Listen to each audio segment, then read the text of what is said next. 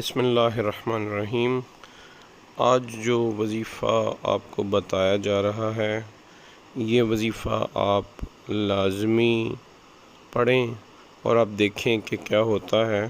تو آئیے سنتے ہیں وظیفہ کیا ہے۔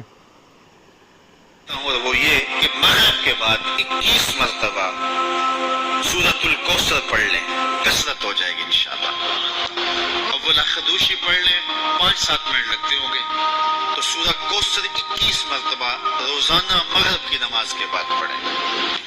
اور اگر بہت زیادہ مسائل ہیں تو ہر نماز کے بعد پڑھ لیں، تو انشاءاللہ آپ دیکھیں گے کہ گھر میں برکتیں اترتی محسوس ہوں گی، انوار کا نزول ہوتے محسوس کریں گے۔